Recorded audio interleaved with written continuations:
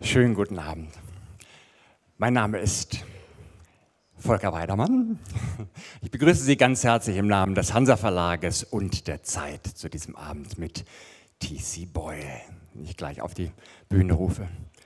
Vielleicht, wir wissen es nicht, war in den letzten Jahren doch etwas geschockt, als ihm von Tag zu Tag immer klarer wurde, dass ein Roman, den er vor 23 Jahren geschrieben hatte, mit jedem Tag, der verging, wirklicher wurde. Die Welt sich seiner Fiktion von einst langsam anpasste. Ein Freund der Erde erschien im Jahr 2000 und ist T.C. Boyles einziger Science-Fiction-Roman. Von den Katastrophen des Alltags der Zukunft erzählte er, von den Versteppungen und Verwüstungen des Westens, Versumpfung und Verschlammung des Ostens, von der langsamen Unbewohnbarkeit der Welt. Eine Horrorfiktion. Und jetzt, im Jahr 2023, hat er die Helden seines neuen Buches in ein ganz ähnliches Setting versetzt. In eine Welt, in der die Insekten tot vom Himmel fallen, invasive Spezies die Macht übernehmen und der Mensch in seiner Umwelt kaum noch überleben kann. Blue Skies heißt der neue Roman von T.C. Boyle und er spielt, das ist die schlechte Nachricht für uns, in unserer Gegenwart. Der grauenvolle Zustand der Welt, das ist das neue Normal. Herzlich willkommen in der Welt des T.C. Boyle, der vor mehr als 50 Jahren in New York zu schreiben begann, kurz darauf nach Kalifornien zog und inzwischen in mehr als 100 Erzählungen und 16 Romanen einen ganzen Boyle-Geschichtskosmos geschaffen hat. Erfunden und gefunden von diesem Mann, der so begierig nach dem Schreiben ist, weil er selbst gerne wissen will, wie die Geschichten ausgehen, der sich gefangen nehmen lässt von seinen eigenen Erfindungen und wir seine Leser seit vielen Jahren mit ihm. T.C. Boyle schreibt über Außenseiter und Visionäre, Größenwahnsinnige und Erfinder, Menschen, die sich unglaubliche Dinge ausdenken, wie ein erstaunliches gläsernes Haus im Wald, eine neue Droge oder Frühstücksflocken für die Welt. Aber er schreibt eben vor allem auch über diejenigen, die diesen Erfindungen ausgesetzt sind, die mit diesen Drogen, Häusern, kleinen Folgen der großen Ideen im Alltag leben müssen. T.C. Boyle hat oft gesagt, er suche sich die Themen seiner Bücher nicht aus, die Themen suchen ihn. Und im Fall von Blue Skies hatte es zum Beispiel mit Gesprächen zu tun, die er mit Biologen führte, die verzweifelt waren, ob der Resonanzlosigkeit ihrer alarmierenden Forschungsergebnisse in der Welt da draußen. Und mit Resonanz kennt Boyle sich aus. Auf die enorme Resonanz seines Publikums, seiner Fans, uns, kann er sich seit vielen Jahren verlassen. Also hat er die Ergebnisse der Forschung und seines Alltagserlebens im kalifornischen Montecito in einen Roman verwandelt. In die Geschichte der Geschwister Cat im nie endenden Regen Floridas und Coopers in der unerbittlichen Sonne Kaliforniens und einer wunderschönen Schlange. Es ist auch die Geschichte von Menschen, die sich weigern, sich für die Umwelt zu interessieren, bis zu dem Moment, an dem die Umwelt sich auf dramatische Weise für sie interessiert und mit erbarmungsloser Macht ins Leben der eben noch sorglos Dahinlebenden drängt. Das ist die herausragende Qualität des Schreibens von T.C. Boyle. Er beschönigt nichts. Er malt die heute schon erlebbaren Spuren der Klimakatastrophe in allen Farben aus und stellt sogenannte normale Menschen in diese schreckliche, bedrohliche Normalität. Aber irgendwann schafft er doch etwas Hoffnung in die Geschichte zu zaubern und jede Menge Humor. Denn er ist nicht nur ein Freund der Erde, sondern vor allem ein Freund der Menschen, die er beschreibt, und seiner Leser. Also unser Freund. Meist aus größtmöglicher Buchstabenferne, heute endlich hier, ganz nah auf der Bühne. Herzlich willkommen, T.C. Boyle.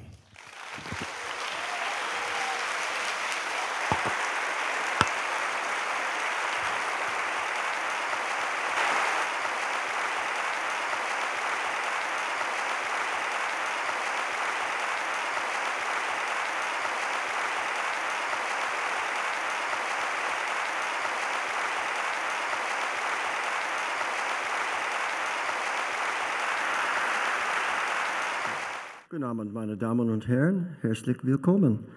So this is a very special night for me, and I thank you for all the love you're already showing us. We're going to entertain you tonight. This is my final appearance on both the German and American tours, and after 2 weeks here, tomorrow I get to go home to Santa Barbara to see poor Frau Boyle, who's been home with no one to clean up after her for 2 whole weeks. So it's a little bit like Cinderella. You know, here I am being a literary star, but tomorrow I will be a scullery maid. So thanks for coming. We'll introduce Blue Skies to you tonight. Thank you.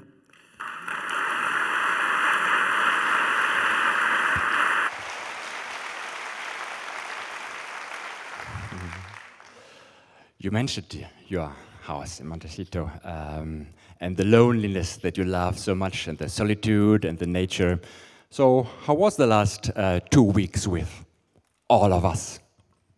I tell you that I'm a natural ham. I used to sing in a rock and roll band. I love to see all these enthusiastic readers. It revivifies me. That said, once I go home, you won't see me for a while because, after all, every once in a while, I do have to write a book. Have you been on your tour through Germany sometimes being stopped by some young men or women who have been stuck on the road by some glue? Oh, what a good question. People have asked me a lot about this. Of course, I am a green, and I support all kind of green efforts to save this planet for our species. It's going to last a long time without us, but for us, things are dire, which is why I have written books like Ein Schlüsselerlebnis der Erde, and now its companion, Blue Skies. Actually, along the way, 2 or 3 people glued themselves to me. By protest or by being a fan? By protest. No, I truly, I liken this to the monks in Vietnam who set themselves on fire. It at least draws attention to the problem. Of course, we could debate here all night whether it's drawing negative attention or positive. How about the presence of last generation in the States?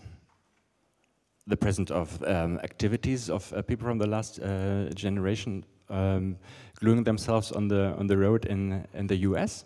Are there? Not that I know of. However, you may remember in A Friend of the Earth, Ein Freund der Erde, from the year 2000, I was very interested in the idea of ecotage, sabotage for the environment, and the characters in that book carry out acts like in the first scene where we're introduced to this family. Father, mother, daughter dig a trench across one of the logging roads and cement their feet in it to prevent the logging trucks from coming in the morning. So this kind of tactic goes back a ways. And of course, my job is to fictionalize it, and through doing that, sort out for myself what it might mean. And I think the company that made you, or almost did stop you during the trip in Germany wasn't so much the people from last generation, but the Deutsche Bahn? Yes, I'm sorry. I've been complaining just a wee little bit. We were late getting here today. I think of all the maybe 5 or 6 trips I've taken on this tour, 3 were late. So what's happening is I think they're taking a note from the airlines. The airlines. Okay, I'm not going to complain. I'll just say this. To fly anywhere, anytime, for any reason is pure madness. They have a monopoly. Thank you. They have a monopoly. You know, if you don't like it, well, walk to Paris. You know, it's horrible customer service. You're caged, but I don't want to get into that. Let's have fun. Let's talk about the Earth and saving the Earth. Yeah, by writing a story. You are so popular in Germany. Obviously, you are popular all over the world, but I think especially in Germany. When did this special relationship, in your memory, did start? And what do you think might be the reason for it? Well, the reason is obvious. Germans have superb taste in literature. Volker, I've been asked so many times, and I try to trace it back. I think it's, one thing is that most Germans are conversant with English so that we can do this in English and I can perform in English. But also I've been with the Hanser Verlag pretty much from the beginning. And the audience has built over the years. I've come touring here a lot. I love to give my work to the public. And I think it's just built over the years in a great way. What's the connection? We've been talking about Ein Freund der Erde before, that you have been has been published like 23 years ago. What's the connection with that book? And did it help you starting to write Blue Skies, or is that a direct connection for you? Yes, for those who don't know the previous book, so this is a book that I published in 2000, and it projects to 2026. And in it, I was imagining great weather dislocations like we see now, floods and fires, and even a pandemic is in that book. And I thought, being the wise guy that I am, that this wouldn't happen until maybe 2050 and I'll be dead, so why should I worry? But of course, by 2015 we were in this situation, and now it's obvious to everybody, even the deniers, how catastrophic things are. And so I wanted to revisit the notion of global warming especially, and also species extinction, but focus this time on a single family. So we have three characters. We have Kat, whom you will be introduced to tonight by me and our actress Eva. She is 26. She's kind of oblivious to what's happening in the environment. She's very pretty. She's a fashionista. She wants to be an influencer on the internet. Her brother, Cooper, who is an entomologist, and like many ecologists, is lecturing everybody all the time about what they should do. And then their mother, Ottilie, who wants to reduce her carbon footprint. And one way of doing it is to eliminate meat from her diet and get protein from insects. So not only will you be enjoying this wonderful story, but you will get insect recipes to try at home tomorrow night. So where did you get these recipes from, and did you try them yourself? I thought you are vegetarian. Well, don't forget, I make all this stuff up. It's called fiction. But yes, I have in the most basic ways. Chapulines, I live, of course, near Mexico. The fried grasshoppers, they're like potato chips, you know, everybody has tried them. But cricket flour, you know, this is a kind of innocuous way to get extra protein. So you bake cookies, you bake bread, and you use some cricket flour along with wheat flour. But one thing I discovered, not personally, but I discovered in my research, is if you eat a lot of crickets, you get the dreaded cricket breath. Cricket breath. So imagine dating. You're on your first date, and you're a cricket eater, and the girl or guy turns to you and says, "Man, is that cricket breath?" Maybe you should check before. Are we both cricket eaters? Yeah, exactly. One irony here, Volker, is another thing that motivated this book was a report in around 2017 or so by the Grefeld Society, a German entomological amateur society, who had been tracking insect populations, flying insects, for many, many, many years. And there was a catastrophic decline, an 80% decline in flying insects. And I began to think, well, what about the bottom of the food chain? If the bottom of the food chain is eliminated, what about the top? That's us. On the American tour, because the book is set in California and Florida. California where it's dry, Florida where it's wet. I drove across the Everglades with my publicist from the West Coast to Miami. 4.5-hour drive across this swamp. One bug hit the windshield. One bug, by the way, we gave him a funeral, but one bug. It is kind of shocking. Remember some years ago, you couldn't drive 10 miles without having this yellow goop on the windshield of the car. Have you seen that lately? I haven't. It's kind of alarming. And when I'm alarmed, I need to write a book to try to figure out how I think about it.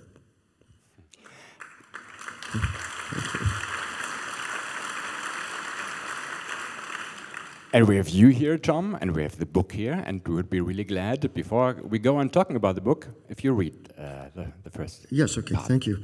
I will just read you just a few pages from the beginning. Most of the reading tonight will be from Eva in German, so you can get every detail.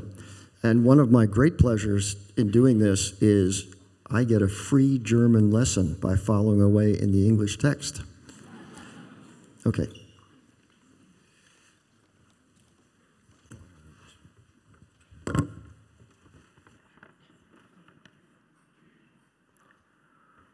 This is the very opening of the book, so we don't need any explanations. We'll just plunge right in. The first chapter is called They Were Like Jewelry.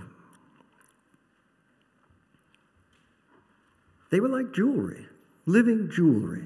And she could see herself wearing one wrapped around her shoulders to Bobo's or the Cornerstone, and sitting at a sidewalk table while people strolled by and pretended not to notice. It would make a statement, that was for sure. She'd put on a tube top so you could see the contrast it made with her bare skin. Black, definitely black. And she'd wear her black jeans, too, and maybe her fedora. And she'd just look down at her drink or up at Todd as if nothing were out of the ordinary. And he'd go along with it, too. She was sure he would. They were in that phase of their relationship where he'd given her a ring, and they'd moved in together. And she could have just about anything she wanted. Except a baby. Are you joking or what? I'm in no way even close to being ready for that, and plus the expense. Jesus. He wouldn't let her have a dog either, or even a cat. He was allergic. Hair, dander, fleas, and did she have any idea of what his parents had to spend on inhalers and injections and the rest of it when he was a kid? She didn't. And at this point, she didn't really care. Talk about impulse buying. The minute she walked through the door and saw them glittering there in their plexiglass cases, she knew she had to have one. The shop was called Herp's, and it was located on the fringe of the shopping district where the fast food places were and the auto supply and a couple hole-in-the-wall Haitian and Cuban restaurants. She wouldn't even have noticed it, let alone pushed through the door, if she hadn't been so bored. Todd was having the car detailed, and he couldn't just leave it there and trust them to do the job. No, he had to look over their shoulders while they plied their rags and toothbrushes and sealants, making sure they were on top of it. That was just the way he was, a perfectionist. And he liked to say that the two of them were a good match because she was an imperfectionist, which might have been passive-aggressive, but really wasn't that far from the truth. So opposites attract. Wasn't that the way of biology? She'd been looking for a bar, thinking a mojito would brighten her afternoon, when she saw the snake there in the window, thick as a truck tire and stretched out on an artificial branch canted up off the floor at a 45-degree angle. It was chocolate-colored, with gold lattice work that ran the length of it like a pattern in a catalog. Its eyes were hard, cold beads. Its tongue flicked in and out. Most of all, it was present in a way most things in this world definitely weren't. She stared at it for a long moment, falling into a kind of trance, till the reflection of a car wheeling by on the street behind her brought her out of it. Of course, she'd seen snakes before, at the zoo, in the nature films on TV, smeared across the blacktop on one country road or another, but she never really looked at one, not until now, when the abstraction and the actual fused into an idea, a want, a need, a sudden need so pressing it constricted her throat. She paused a moment to dig the Dasani bottle out of her purse and take a long, lukewarm swallow before she swung round and stepped inside.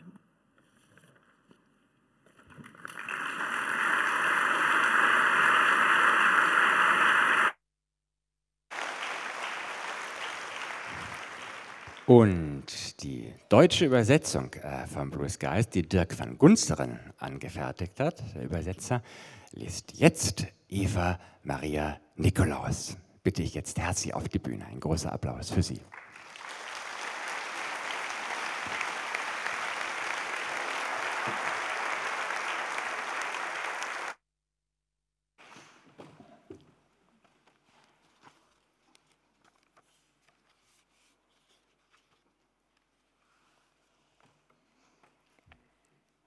Der Laden war trübe beleuchtet. Alles Licht kam von den Terrarien, die an den Wänden und auf niedrigen Tischen mitten im Raum gestapelt waren. Ein zarter, trockener Geruch lag in der Luft, ein Geruch nach Stoffwechsel. Und sie dachte daran, dass Schlangen ihren Unterkiefer aushakten, wenn sie ihre Beute verschlangen, meist Mäuse oder Ratten, nicht? Die größeren bekamen vielleicht Kaninchen. Und was wurde aus denen? Wahrscheinlich Scheiße. Schlangenscheiße. Und wie sah die wohl aus? War es das, was sie hier roch? Eigentlich müssten sie ja auch pinkeln. Aber hatte sie nicht irgendwo gelesen, dass Schlangen den größten Teil ihrer Körpersäfte resorbierten? Vielleicht hatte Cooper es ihr mal erzählt, ihr Bruder, der Biologe, der alles wusste. Die Schlangen rührten sich kaum. Nur eine, genau vor ihr, reckte den Kopf in Zeitlupe zum durchsichtigen Plastikdeckel des Terrariums, so gelassen und gemächlich, als wäre sie betäubt. Die Schlange direkt vor ihr war schön. Sie waren allesamt schön. Als hätte jemand den Pinsel in Acrylfarbe getaucht und Linien gezeichnet, die in den Winkeln des Mauls mit einem V begannen und sich auf dem Rücken und an den Seiten zu einem Netzmuster verflochten. Plötzlich tauchte aus einer Tür im hinteren Teil, die sie bis dahin gar nicht bemerkt hatte, ein Mann auf. »Suchen Sie was Bestimmtes?« Er lehnte sich lässig an einen hüfthohen Tisch mit ein paar Terrarien. Sein Gesicht wurde von unten beleuchtet und sah aus wie eine Halloween-Maske. Das Licht schien in seine Nasenlöcher und ließ die Nase spitzer wirken. Er war etwa so alt wie sie selbst, vielleicht 1, 2 Jahre älter, und nicht stämmig oder dick, sondern bloß unförmig, wie so viele Männer seiner Generation, die jeden Tag zwanghaft und stundenlang Videospiele spielten und zu denen Todd, Gott sei Dank, nicht gehörte. »Ich weiß nicht«, sagte sie, »erzählen Sie mir was über Sie. Ich meine, Sie sind fantastisch. Und die Zahlen an der Seite sind die Preise?« »Ja, genau. Aber wenn Ihnen eine besonders gefällt, lässt sich über den Preis reden. Ich züchte sie, müssen Sie wissen, meine Leidenschaft.« »Die da zum Beispiel«, sagte sie und beugte sich zu dem Terrarium vor ihr, in dem eine vollkommen reglose, ins Nichts starrende, milchig-bleiche Schlange lag. Einen halben Meter lang und mit klar umrissenen, zitronengelben Streifen geschmückt. »Was ist mit der da?« »Das ist eine amelanotische Form, eine Königspython-Hybride.« Er machte eine ausladende Geste. »Das sind alles Königspython-Hybriden.« Sie nickte, hatte aber keine Ahnung, wovon er da redete. Er versuchte ihr etwas zu verkaufen, und sie war bereit, es zu kaufen. Das hier war nur die Einleitung. Dass sie ihm zuhörte, war Bestandteil des Preises. »Sieht gut aus«, sagte sie und zeigte dann auf eine andere, dunkelrot wie getrocknetes Blut, mit einem schwarzen Netzmuster, das aussah wie ein Topf von Anthropologie. Und die da auch. Aber so richtig ins Auge gestochen ist mir die im Schaufenster. Nur, dass sie zu groß ist. Haben Sie vielleicht so eine? Ich meine, mit diesem Muster, aber nicht größer als die hier? Ja, ich habe ein paar, auch wenn die meisten Leute Königspythons wollen. Die sind jetzt schwer in Mode. Sie folgte ihm durch den Raum zu einem anderen Tisch, auf dem 4 Terrarien mit Schlangen standen, die genauso aussahen wie die im Schaufenster. Nur kleiner, viel kleiner, 10 oder vielleicht sogar 20 Mal kleiner. Sie waren irgendwie süß, sofern man das von einer Schlange sagen konnte. Eigenständig, geschmeidig, lebendig. Ihr fiel das richtige Wort nicht ein, aber in dieser Größe waren sie genau richtig. Sind das Babys? Mehr oder weniger. Das sind Tiger, dunkle Tigerpythons. Vor ein paar Jahren waren sie für eine Weile verboten wegen, den Problemen in den Everglades. Da sind welche ausgebrochen, oder? Ich glaube, ich habe mal was darüber gelesen. Manche Leute sind einfach total verantwortungslos. Aber wir haben erfolgreich gegen das Verbot geklagt. Das Recht, eine Schlange zu halten, ist ein durch die Verfassung geschütztes Grundrecht. Sie wissen schon, Leben, Freiheit und Glück. Und nichts macht einen glücklicher, als eine Schlange zu haben. Die Anolis und Agamen und so sind zwar auch nicht schlecht, besonders für Kinder, aber so eine Schlange, Sie werden sehen, das ist schon was Besonderes. Er hielt inne. Ihr erstes Mal, stimmt's? Ist das so offensichtlich? Nein, es ist eher aufregend, sagte er. Willkommen im Club. Und mir gefallen die Tiger auch, verstehen Sie mich nicht falsch. Das sind tolle Haustiere, aber sie werden ganz schön groß. Er sah sie jetzt unverwandt an und spulte sein Verkaufsgespräch ab. Und sie fragte sich, ob die eigenartige Beleuchtung ihr Gesicht ebenso flach erschienen ließ wie seins, was natürlich der Fall sein musste.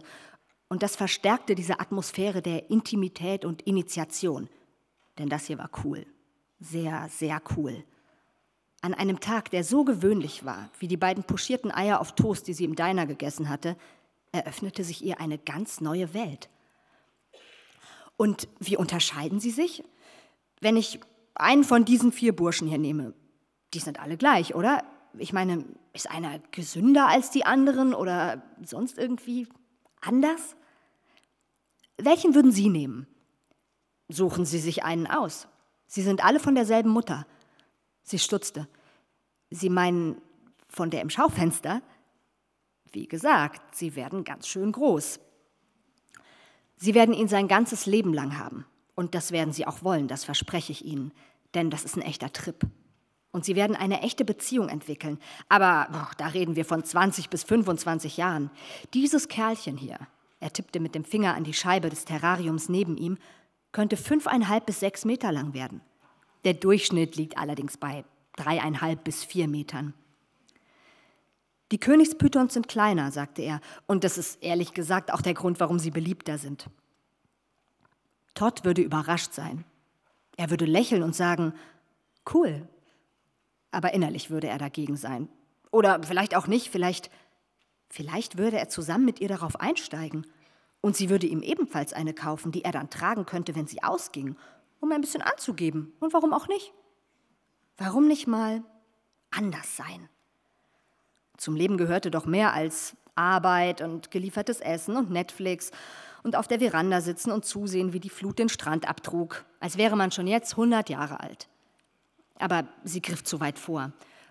Und eigentlich brauchte Todd keine Aufmerksamkeit. Die bekam er ja schon in seinem Job. Sie zeigte auf das Terrarium vor ihr. Und die Zahl auf der Scheibe ist der Preis? 350? Der Python schien zu ihr aufzusehen, doch seine Augen waren so dunkel, dass sie nicht sicher war. Ja, und die hier sind ein Schnäppchen im Vergleich zu den Königspythons. Und würden Sie noch ein bisschen runtergehen? Sagen wir 300. Drinnen war es wahrscheinlich noch wärmer als draußen, aber wenigstens war man nicht in der Sonne, die in dem Augenblick, als Cat beschwingt von ihrem Einkauf hinaustrat, unsichtbare Wände um sie errichtete. Es war Herbst, Hurrikansaison. Und obwohl sie Todd und Florida liebte, fehlte ihr Kalifornien an Tagen wie diesen, wenn man sich in eine schweißproduzierende Maschine verwandelte und die Luft so feucht und drückend war, dass es einem vorkam, als würde man sich in einem schultertiefen Fluss bewegen. Ihre Beine wurden schwer. Das T-Shirt klebte am Rücken und die BH-Träger fühlten sich an wie nasses Rohleder. Mojito, murmelte sie und wiederholte es ein paar Mal.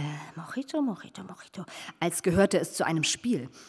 Und dann lachte sie in sich hinein, während sich die Wagen auf der Straße durch das gleißende Licht schoben, einer nach dem anderen, mit geschlossenen Fenstern und aufgedrehten Klimaanlagen. Moment mal, war da drüben eine Bar? Tatsächlich. Sie hieß Koras. Sie ging nicht gern allein in eine fremde Bar, wo irgendwelche Kerle, alte Kerle, herumsaßen, die sie womöglich anmachen wollten und wie die einen schon ansahen. Aber hier handelte es sich um einen Notfall. Und sie hatte etwas zu feiern. Sie würde einen Mojito trinken und dann Todd anrufen und ihm sagen, dass sie eine Überraschung für ihn hatte. Und wenn er noch nicht fertig und es dort drinnen erträglich war, im Grunde brauchte sie jetzt vor allem eine Klimaanlage, würde sie vielleicht noch einen trinken. Die Schlange war in einem Stoffbeutel mit dem Aufdruck des Ladens, als wäre sie irgendein Einkauf. Man konnte sie nicht in eine Plastiktüte stecken, denn dann wäre sie erstickt, wie der Verkäufer RJ ihr erklärt hatte, obwohl das ja eigentlich auf der Hand lag. Er hatte ihr auch ein Terrarium verkauft, 400 Liter, was ihr viel vorkam, bis sie an die Mutter im Schaufenster dachte. Und außerdem hatte sie drei Säcke Streu aus Espenrinde und Kokosnussschalen und ein Dutzend tiefgefrorene Mäuse gekauft. Flauschis, im Gegensatz zu Pinkies, wie die Neugeborenen ohne Fell hießen. Auch etwas, das sie heute gelernt hatte. Und das alles würden Todd und sie auf dem Heimweg abholen. Das war also geregelt. Und sie dachte schon darüber nach, wo sie das Terrarium aufstellen würde. Im Wohnzimmer, neben dem Fernseher, wo es gleich ins Auge fiel. Oder vielleicht lieber im Schlafzimmer, wo es das Erste war, was sie sah, wenn sie morgens die Augen aufschlug. Abgesehen von Todd natürlich. Aber Todd schimmerte nicht. Er wand sich nicht. Außer wenn sie miteinander schliefen. Und in diesem Augenblick musste sie laut lachen, denn plötzlich war ihr ein Name für die Schlange eingefallen. Willi. Wenn man sie danach fragte, und das würde man, würde sie große Augen machen und sagen, das ist ein privater Witz. RJ hatte ihr angeboten, sie könne die Schlange später abholen, doch sie hatte den Kopf geschüttelt. Sie wollte den Kitzel genießen, sie mit sich herumzutragen, wie irgendeinen normalen Gegenstand, den sie gekauft hatte. Und obwohl das Tier kaum mehr wog als eine Dose Tomaten, gefiel es ihr, das kompakte Gewicht in dem Beutel an ihrem rechten Handgelenk zu spüren. Herrgott, es war heiß. Was Willi wahrscheinlich ganz schön fand, sie aber nicht. Sie überquerte die Straße, öffnete die Tür der Bar und ging hinein.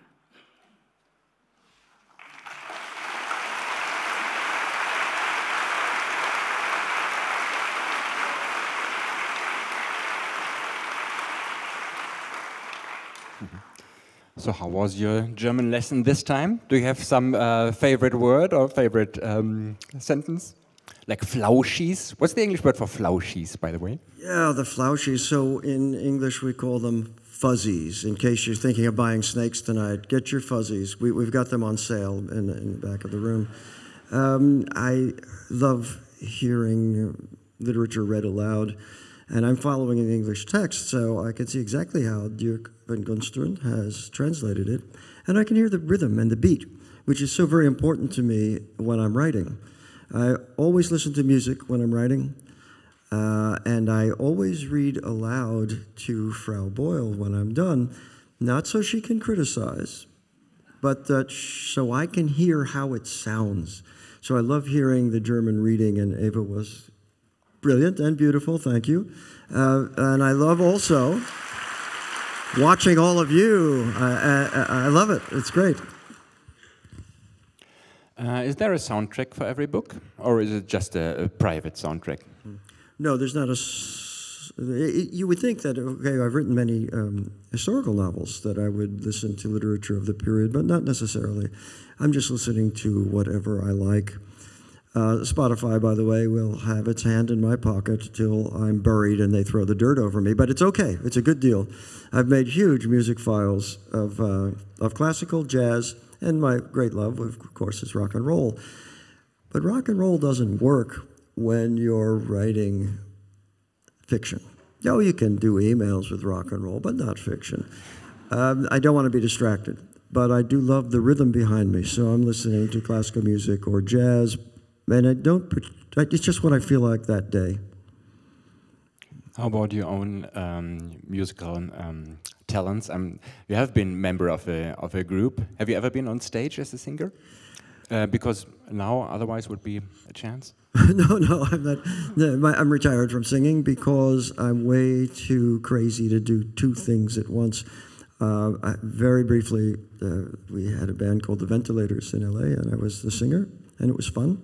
But it was only for fun because I was already deeply involved in what I'm doing now.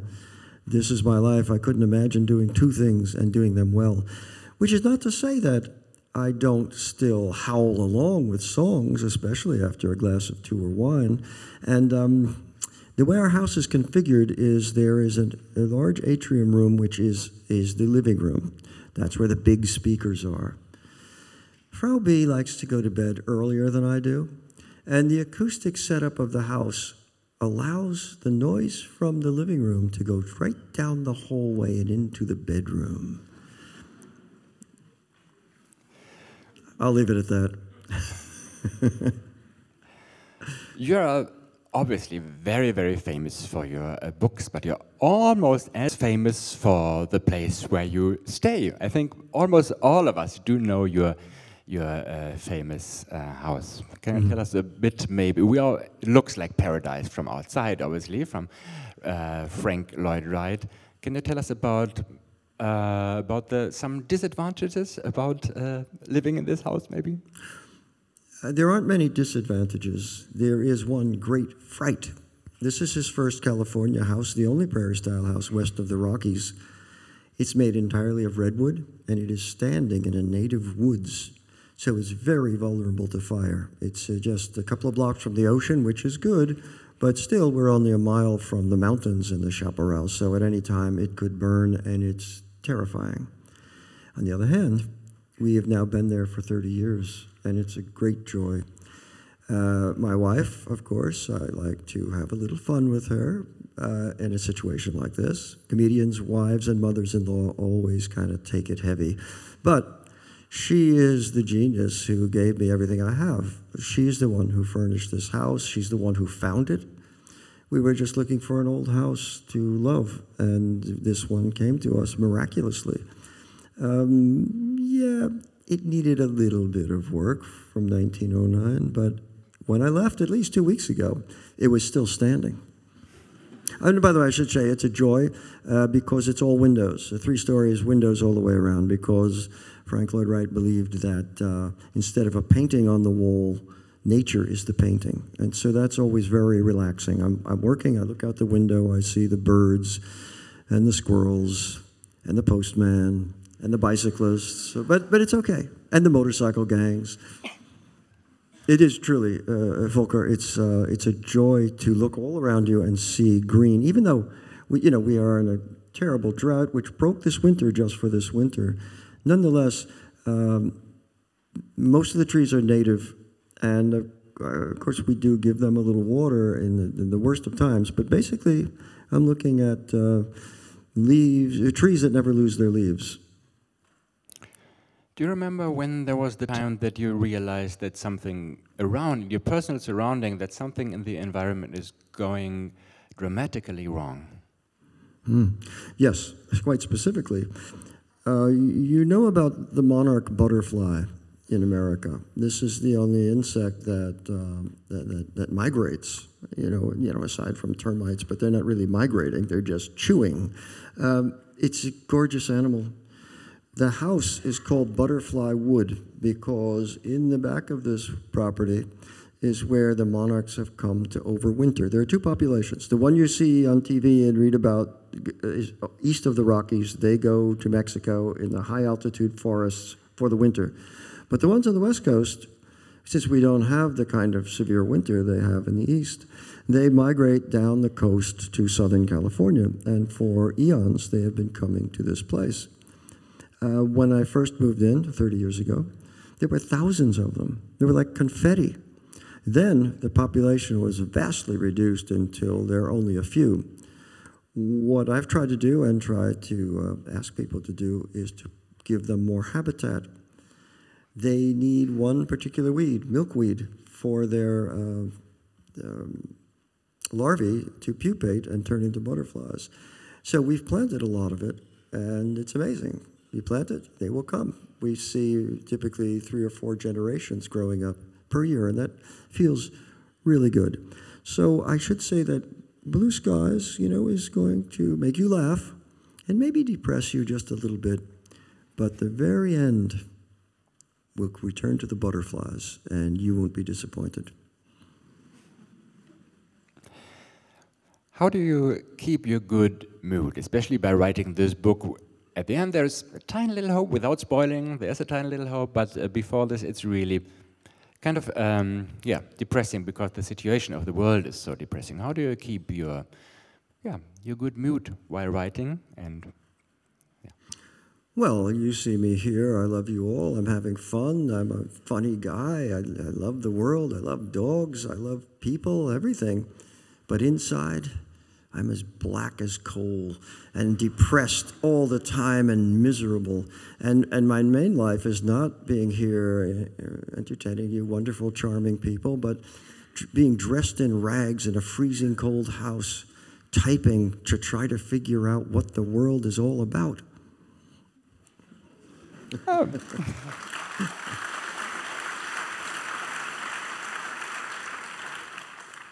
By talking at the very beginning about the 3 main characters, I think you missed one out, and we just heard a little bit about him. Pop. And this is, I thought of Willie, actually. Okay, we'll consider Willie a main character, yes. think so. Can you tell us a bit about your relation to snakes, or especially this kind of snake? My relationship to nature is one of wonder, just the way it was when I was a child. I spend a lot of time out of doors every day. I'm kayaking in the ocean, swimming there. The mountains, as I told you, are right behind us, and I hike up there. Because somebody has to feed the ticks, by the way. I am the tick feeder, because their children need to grow too. The snakes, because as I told you earlier, I'm fascinated with invasive species. Wenn der Schlachten vorbei ist, you may know my book about the invasive species on the Channel Islands, California Channel Islands. We bring animals to places where they don't belong. And so, this python. But also, in reflecting on this, some of you may know a story of mine from some years ago, and it's called Question 62. Question 62 was a proposition in the state of Wisconsin for voters to vote on. Should cats, all house cats that are seen outside the house, be shot and killed without bag limit? Because they are invasive, they're a nuisance, and they're completely decimating the bird populations of the world. Now, I don't want to get into a show of hands of how many people have cats, but I will say you can breathe a sigh of relief. The voters overwhelmingly, the kitty lovers, came out and defeated that proposition. And I think they had some help from the kitty litter manufacturers, too. Yeah, so, Volker, it's... we displace everything. We are oblivious to the environment. And as you saw from what you've heard of Kat so far, she's just not aware of the kind of damage that we can do to the environment. Yeah, and I've myself never heard about this Everglades story, of what this incredible harm pythons have been doing there. Obviously, they've eaten almost everything. Yeah, and you know, the Forest Service has campaigns against them, and has hunters come out, and they have contests and prizes, and you can eat them, and how wonderful, but you can't find them. This is why they have this camouflage, as in the book. They're hard to get hold of. One thing that will kill them is cold, because this is a more northern environment in Florida than they're used to in Burma. But we had one cold spell 5 years ago, and about half their population was killed off. But the globe is warming, and the winters are getting warmer, and it's unlikely that that will happen. And what's going to happen next? We're going to hear from you, the second passage.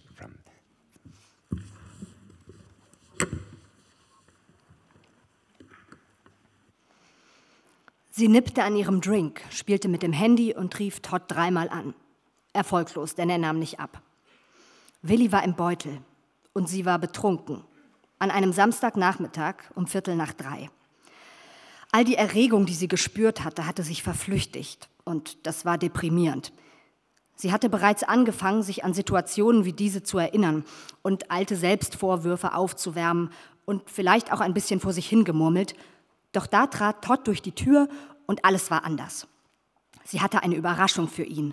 Und in nicht mal einer Stunde würden sie zu Hause sein und das Terrarium aufbauen, das, wie ihr jetzt einfiel, perfekt zu dem Paul-Klee-Druck passen würde. Oder vielmehr, Willi würde perfekt dazu passen. Er war wie das Negativ von Klees Bild. Und auch die Farbtöne waren genau richtig. Nur, dass das Bild statisch war und Willi nicht. Plastische Kunst. Und was könnte plastischer sein als das hier? Sie beobachtete Todd.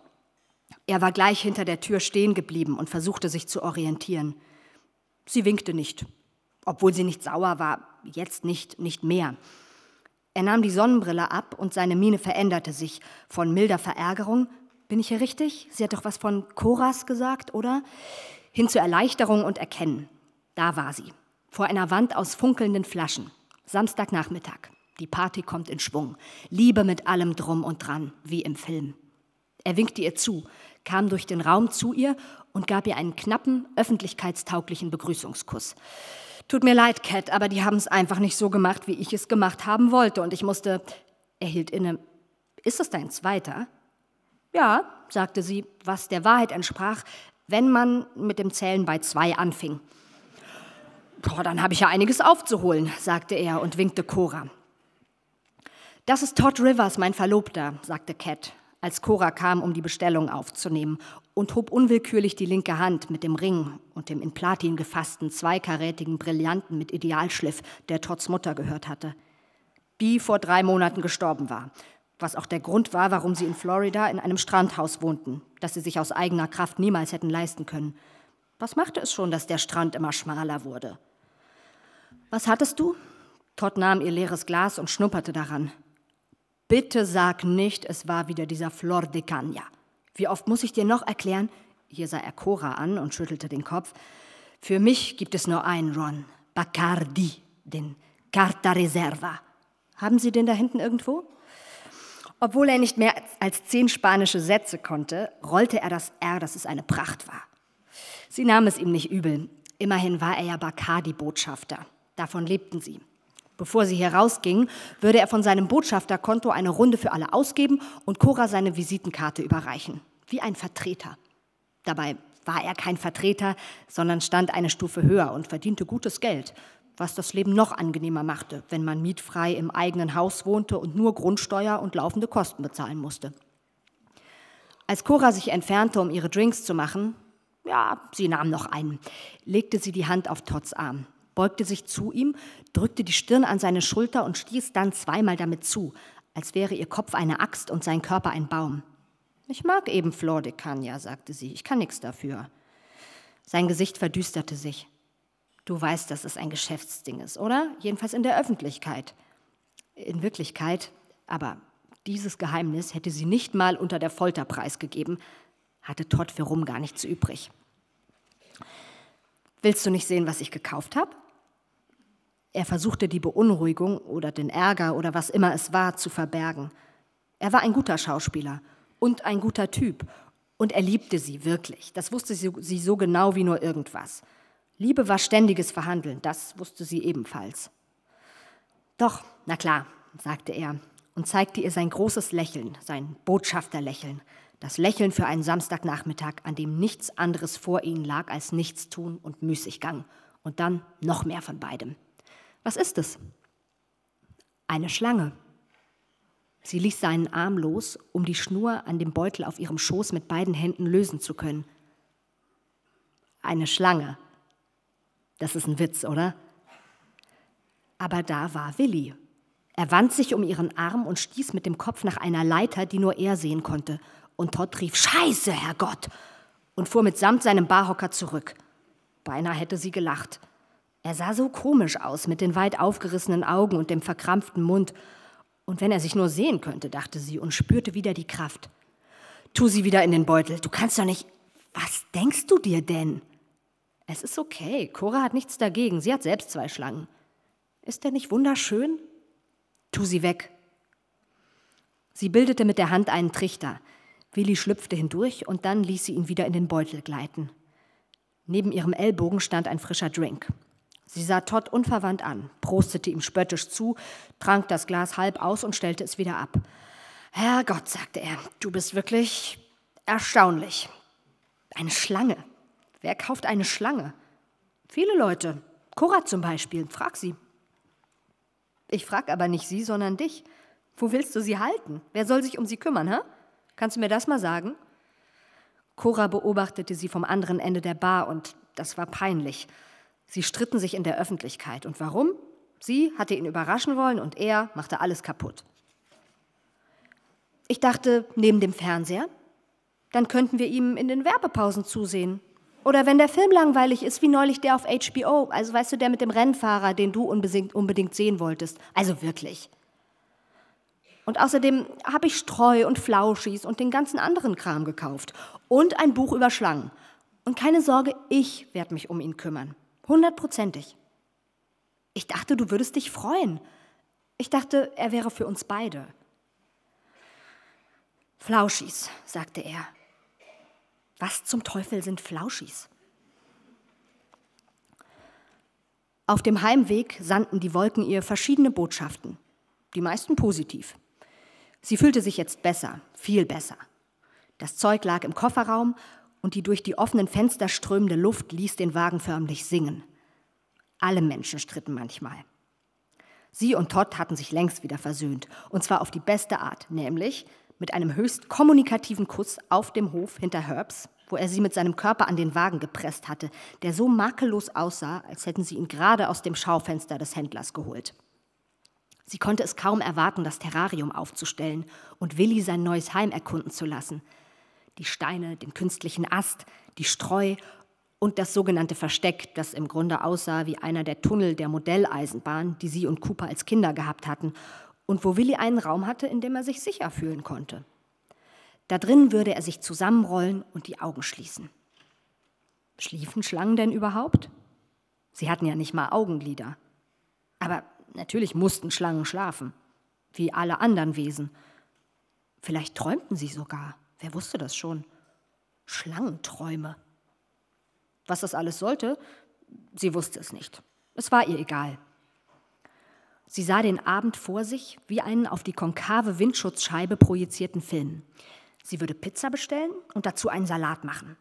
Sie würde ein Glas Wein trinken und einfach nur zusehen, wie Willi sich zusammenkringelte und wieder streckte, wie ein Band in einer Brise. Und das Licht über der Bucht würde sanfter werden und vergehen. Und sie würde die Beleuchtung des Terrariums einschalten und ihm weiter zusehen. Todd war vielleicht nicht ganz so begeistert wie sie, doch er gab sich Mühe. Er hatte über die Kosten gemeckert. $300 für eine Schlange? Aber dann hatte er gemerkt, wie viel es ihr bedeutete. Und so hatte er schließlich damit aufgehört. Zu Hause holte er das Terrarium und sie trug den ganzen Rest, darunter auch den Star der Show, Willi, und die Flauschis, die tiefgekühlt bleiben und für seine wöchentliche Mahlzeit einzeln aufgetaut werden mussten. Einen Flauschi dürfen sie niemals in der Mikrowelle auftauen, hatte RJ ihr eingeschärft.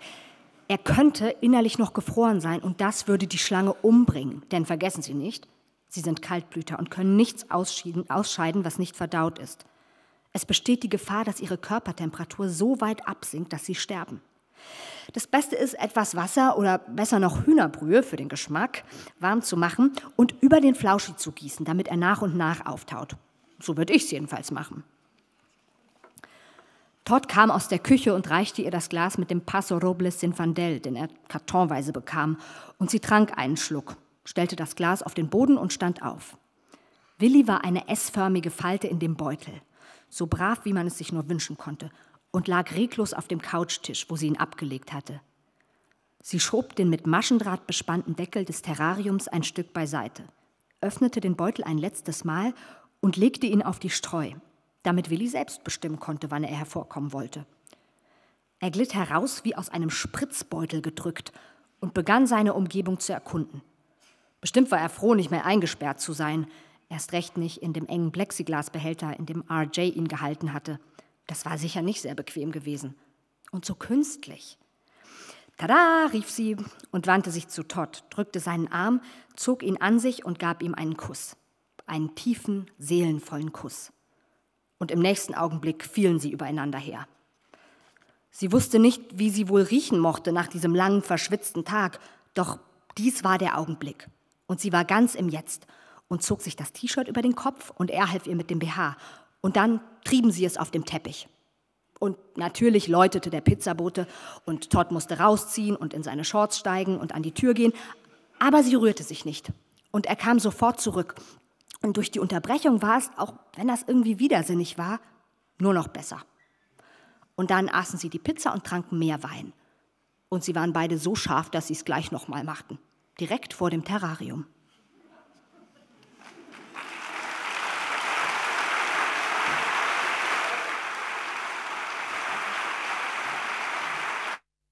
Eva Maria Nikolaus, vielen, vielen Dank.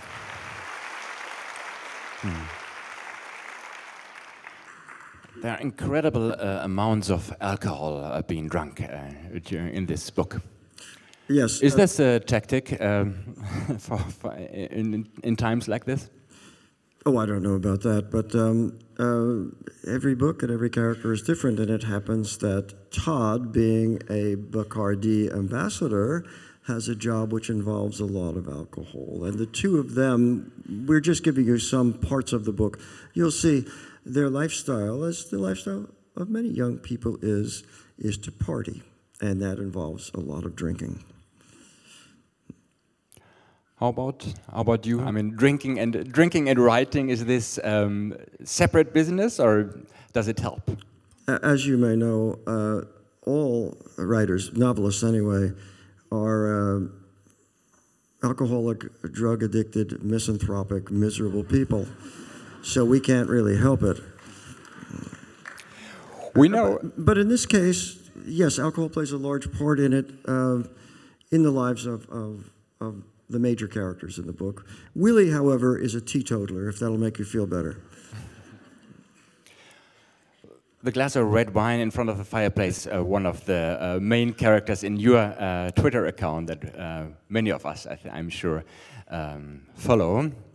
So what role is Twitter playing in your daily life and for your writing? How important is it for your writing? Do you get influences there, or you're just in contact with your readers? Yes, I love to be in contact with my readers from all over the world. They've become a kind of group together. I meet many of them when I'm on the road. I've met many on this tour, both in America and here. And it's interesting because we communicate with each other sometimes daily and get many different aspects of life. They turn me on to movies and music and books and so on. Before Twitter, I never paid any attention to social media, nor had I ever taken a photograph before. But my idea, when they first started me, I don't know, it's 7, 8 years ago, was to take a photo. And this is the progress of my day. I am inviting you into an intimate look into the life of an international literary celebrity who is a schmuck just like you. And so it's very amusing, it's whimsical. We don't have the kind of wars that are on the rest of Twitter. It's just a place where we can relax, talk about books, and enjoy life. And you use it yourself? I mean, you use it as a reader as well? I've never seen anybody else's tweets ever in my life, nor have I been on the larger Twitter. Why would I want to? But I see, of course, the fans will turn me on to other things that are happening on Twitter, of course.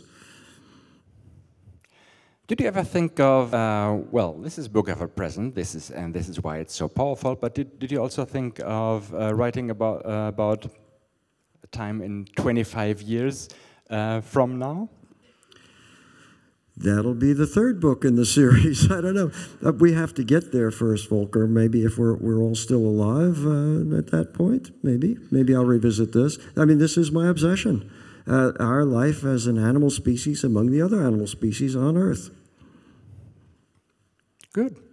So. In the meanwhile, I've got to write many other things. For instance, while I was writing this book, it was during the pandemic, and I'd already written a pandemic story at the very first month of the pandemic, which you will see in my next book, I Walk Between the Raindrops. And there was this far-right figure in American politics, I forget his name, it's a short, punchy name like Trump or something like that.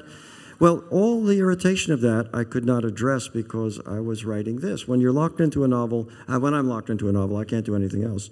So immediately on finishing it, I've begun writing new stories, one of which will appear in Esquire in July.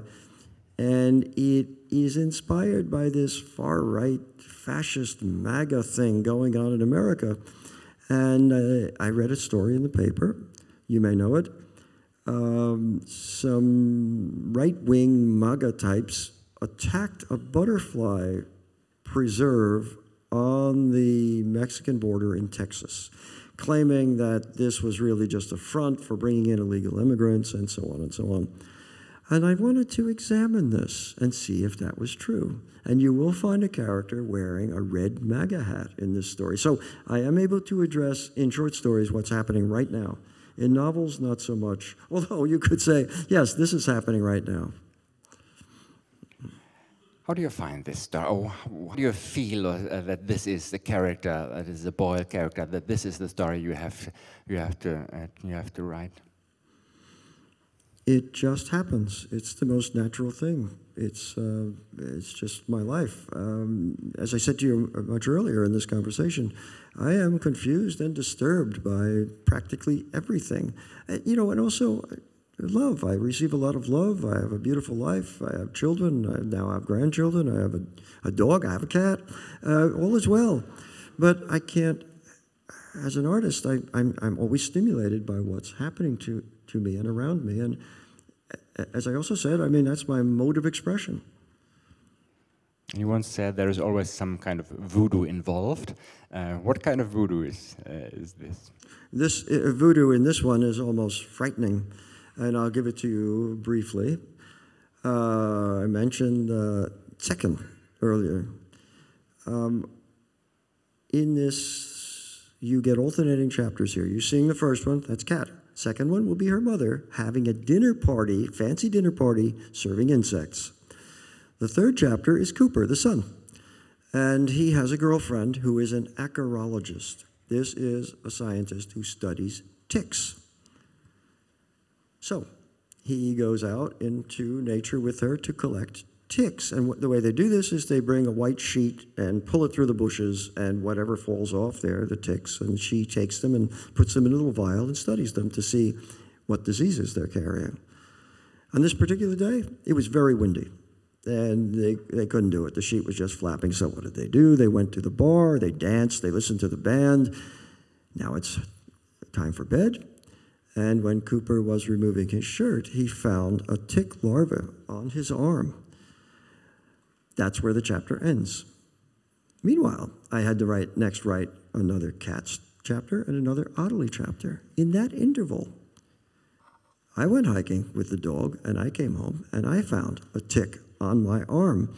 And it gave me not simply Lyme disease, but cellulitis, a bacterial inflammation of the epidermis that can be extremely dangerous. It can lead to necrotizing fasciitis, for instance. It could lead to loss of limb, loss of life. Meanwhile, this is during the pandemic. Have you heard of telemedicine?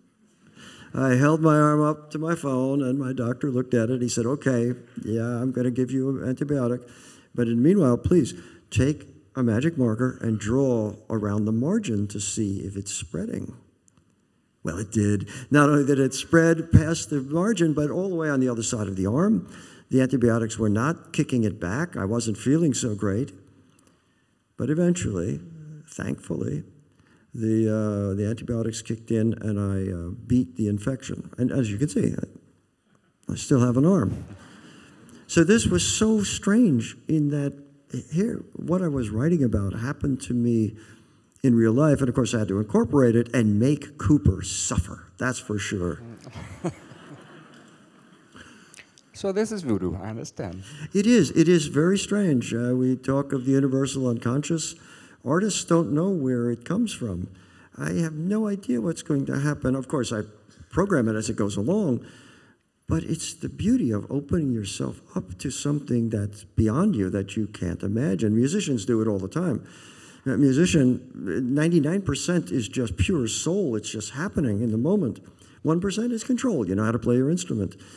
With me, maybe there's more like 10% is control, but 90% still is coming from someplace we can't fathom. And that's the same place you go when you're reading the book. You know how you pick up a book and you're distracted and you read a paragraph and you can't get into it and you put it down.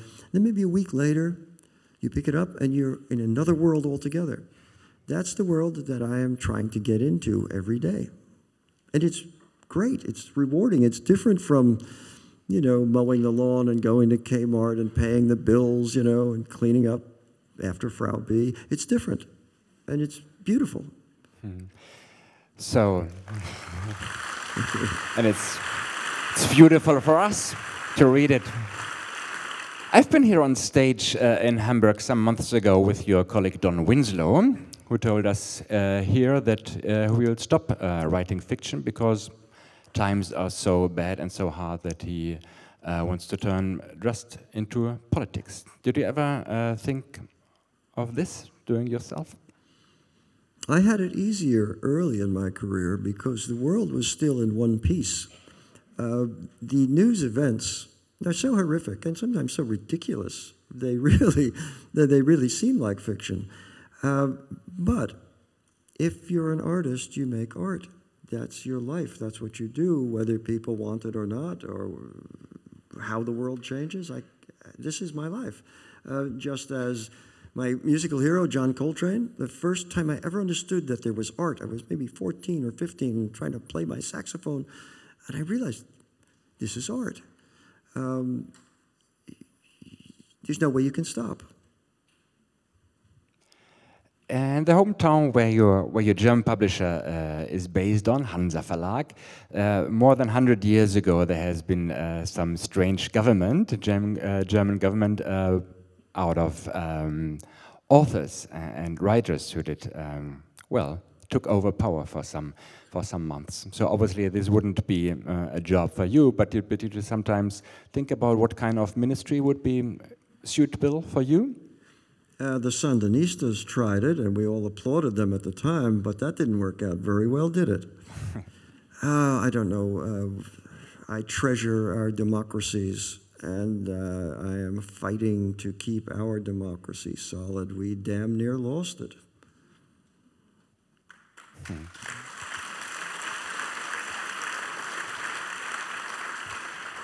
I think one of the reasons why we and the German readers love you so much is that you are so much interested in the direct contact to them. And you said at the beginning that you would really love to answer questions from the audience. And I think we would be at the right time for you. So it's actually time for you to maybe have thought about it for weeks or months already.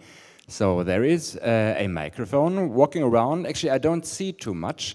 We'll see how we choose, but you can raise your arm and ask your questions, and then there's going to be a microphone right beside you. And you have to know that it's going to be filmed, so if you don't want to be on the screen by ZEIT Online tomorrow, then ask your neighbor to ask your question. If you need some encouragement, think of it this way. You can ask me tonight or wait for 2 years.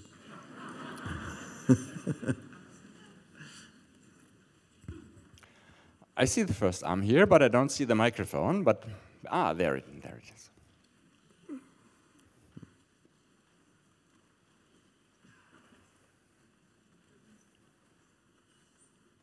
Hi. For me, the question is there a magic for your first sentence when you start a book, where you particularly think a lot, or just get an idea, or how does that work for you? Yes, there is a magic for the first sentence. I think everybody in the auditorium knows that, because everybody has written something, whether it's a paper for school or an essay or whatever it is. It's just like that. You think, you absorb material, you don't know what it will be, but at some point you've got enough research and you've thought enough about it, and a voice begins to talk to you in your head, and you follow it.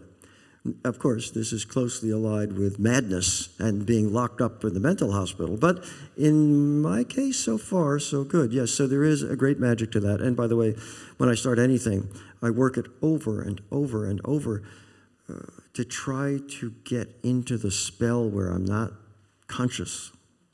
And it's true of every day of work as I progress through a book. Some days I go backwards, but some days it works, and I'm not aware that I'm working or where I am or who I am. Who's next? Yeah, please, you make the choice. You might have better eyes.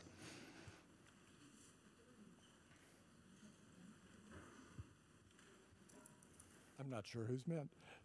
Is this on? In your novel, Until the Killing's Done, is that the title? I believe? When the Killing's Done. When the Killing's das Done. Schlachten vorbei ist. Yeah, I couldn't help but recall that there's this ridiculous situation where this guy is taking rattlesnakes out to the island as another invasive species. When you arrived at the pythons in Florida, are there like associations with that earlier tale where you're like kind of having a snake as a as a spirit animal or something coming into your writing? Yes, of course, because as I said earlier tonight, the invasive species, our whole nice cat conversation, for instance, is decimating the other animals. In that novel that you mentioned, Santa Cruz Island lies right off of Santa Barbara, I think 28 miles off the coast. It's a national park. No one lives there. It's the least visited national park in America because to get there, you have to vomit over the side of a boat for an hour and a half. In any case, it had once been a sheep ranch, so the rancher introduced the sheep and let them go wild. And they had pigs to eat, and the pigs went wild. And these animals were completely transforming the ecology of this small island. The story is very intricate. I can't tell you because it would take us till midnight, but it's true. One species eliminated or added can cause catastrophic effects. And of course, then this is a microcosm for the larger world we inhabit. Thanks so much. I'd like to add one question just because of this novel. There's a scene at the end where the guy who's taking the invasive species out to the island gets run over by a ship. Was that gratifying for you, writing that scene? Well, of course, the world is a complex place that is horrifying to us. Look what's going on in the world day to day, and we're powerless. But when I write the novel, I am the god of that universe, and by Lord, my characters are going to suffer. And yes, he got his just desserts, didn't he? Who's next? Yeah, this sounds good. Whoever it was. I wanted to ask you to comment a little on American politics and the American state of mind as to the environment. We were in the United States some weeks ago, or last fall, for about 6 weeks, and we were very disappointed about how little environment-conscious American people were. They didn't even separate any garbage. There was no alternative energy. It seemed like American people cared even less than Germans about the environment. Do you share that view? No, not at all. I think you went to the wrong place. Okay. It's like it is here, I presume. The people, primarily the people in the cities, are much more conscious of the environment. The Democrats are, for instance. We're very much into green measures, the electric cars, conservation of water. Where I'm living, that is our biggest problem, is lack of water.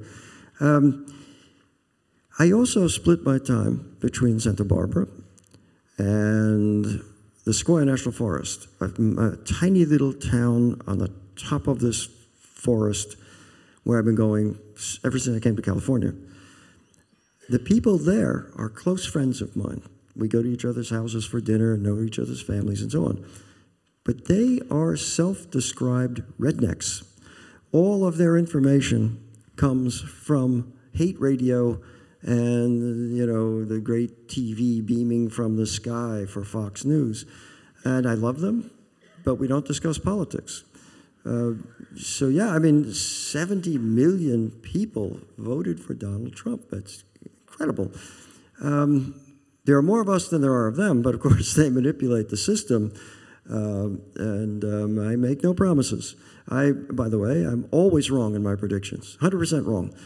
When Donald Trump first emerged, I happened to be on tour here, and he was going to be a candidate in 2016. And people were very nervous about that. I assured them, there's no way this clown from TV could ever be our president.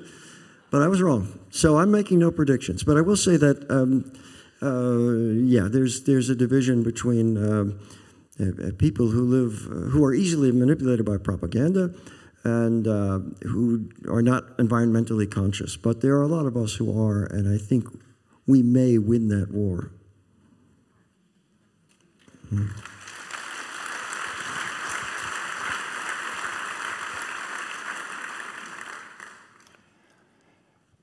I can't see you very clearly, but I suppose with all those people you were hanging out with there, you probably got some facial tattoos and a new Harley Davidson, and yeah?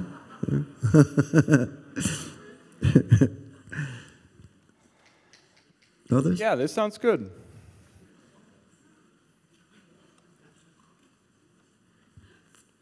Okay, that works. Yeah. Hi, good evening. I'm Good Timo Abend. Boyle. Hi, I'm Timo Boland, and I read Water Music, your first book, and that brought me to Africa, to Ghana, because of you. So thank you for that. Afterwards, I called myself Timo Boland Esquire, as your novel hero. My question is actually a very simple one. Do you work with discipline? Do you have set times, and how do you overcome laziness? Yes, I work at set times, as the tweetsters know. Every day is the same 7 days a week. I'm up early, I take care of business, I go to work maybe 10 or 11 o'clock, and I'll work till 2 or even later if things are going well.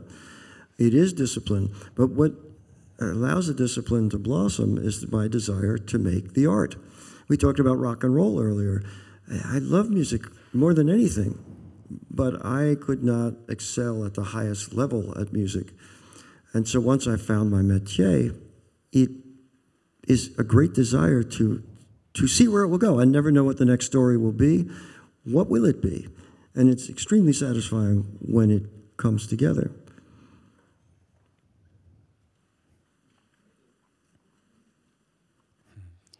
So it definitely helps when you make some noise additional to the sound.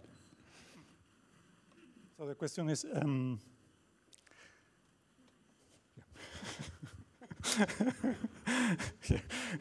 Hello.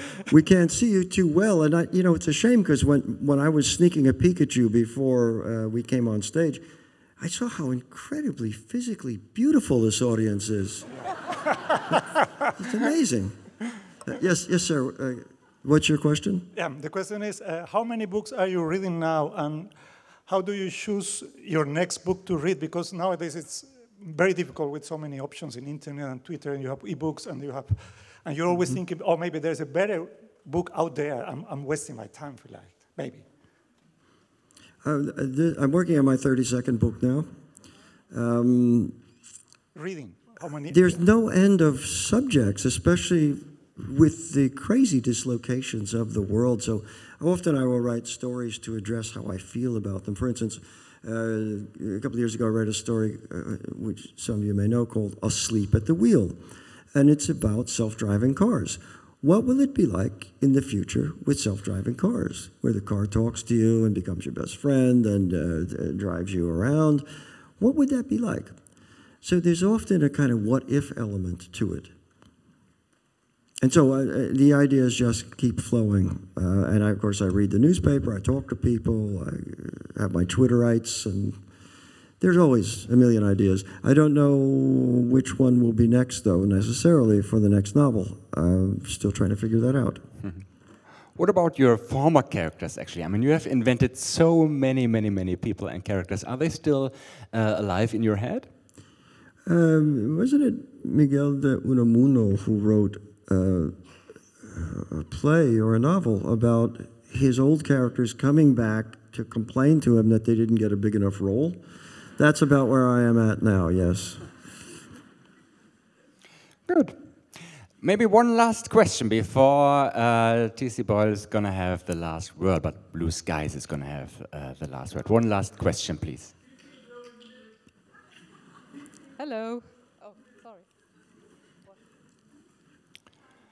The microphone might choose himself. I have a mic. Yeah, I have a mic here. No, on the other side, on the left-hand side. Okay. You got it already, so. Hi. So you've already written about real characters, or no, real people, existing popular people like Frank Lloyd Wright or Timothy Leary. And regarding those three characters in Blue Skies, do you have any kind of role models or any real people in mind when you wrote about them? In Blue Skies, no, these characters are entirely invented, but of course everybody is using characters they know and parts of characters they know. For instance, I already told you I studied entomology for this, and I was lucky to get to go into the field with entomologists and see what they do. But you know, the chapter that you're hearing now has to do with shopping. How do you think I've researched shopping? Frau B is the shopper's shopper. And so I just insert some of her genes into these characters. But yeah, these, I don't know anybody exactly like these people, no. Okay, thank you. You're welcome. At the very beginning, I asked the question, how do you keep your good mood while writing about all these disastrous times? I think we all got some kind of a good impression of it.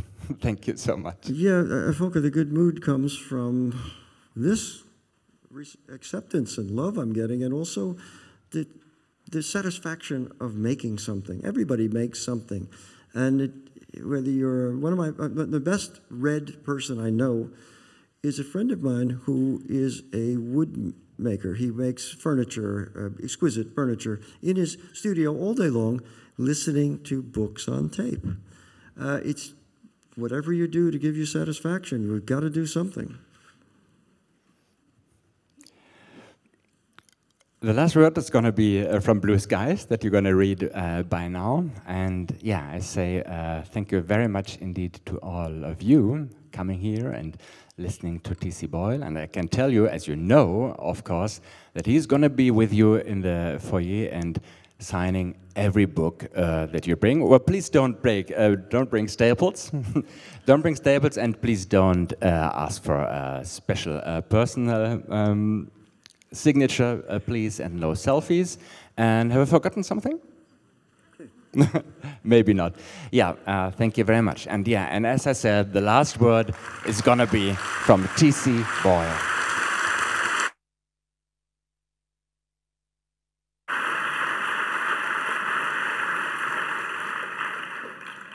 So again, thank you so much for such a generous response.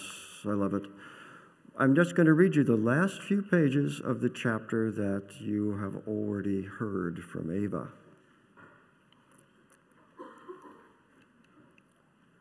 First thing in the morning, even before putting the coffee on, she went in to check on Willie. She was feeling fine considering how much she'd had to drink the day before, though she had the beginnings of a headache and there was a faint acidic gnawing down there deep in the diamond mines of her stomach that the coffee was only going to make worse. Normally, she'd fix herself eggs and a medley of fresh fruit, papaya, kiwi, honeydew, blueberries, or raspberries, or whatever looked good in the market that week. But she thought maybe she'd go for a muffin, blueberry, with a sprinkle of sugar just to settle her stomach and skip the coffee. The air was thick enough to sit on. Everything smelled of rot. Under the impress of her bare feet, the floor felt vaguely vegetative, as if a miniature forest had sprung up overnight. Mold, the ubiquitous mold the whole state must have been built on.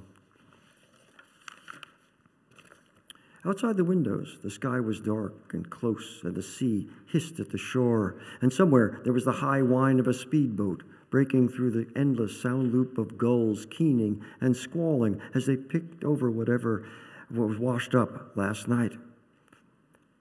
From the bedroom came another sound of nature, Todd's cascading snores that were like the last gasps of a drowning man.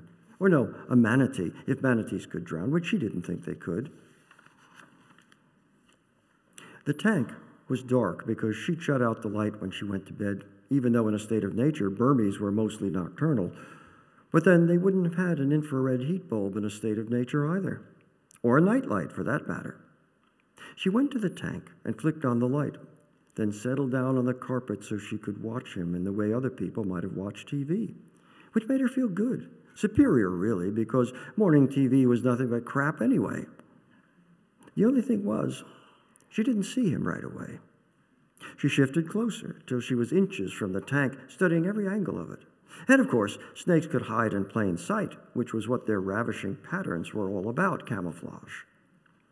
But still, she didn't see him. She tapped on the glass, thinking he must be in the hide, but nothing happened. Finally, and she didn't really want to disturb him, but just couldn't help herself, she rose to her feet and unlatched the mesh top, not even noticing that the fastener in the far corner had worked loose, because she was new to all this and wouldn't have caught such a minor detail anyway, especially on a morning when she hadn't had her coffee yet and probably wouldn't have any at all for the sake of her stomach. In the next moment, she reached down for the hide and lifted it out of position, expecting to see Willie coiled up there in the vacant space beneath it, sleeping late. Lazy snake. Lazy, lazy, lazy. But he wasn't there.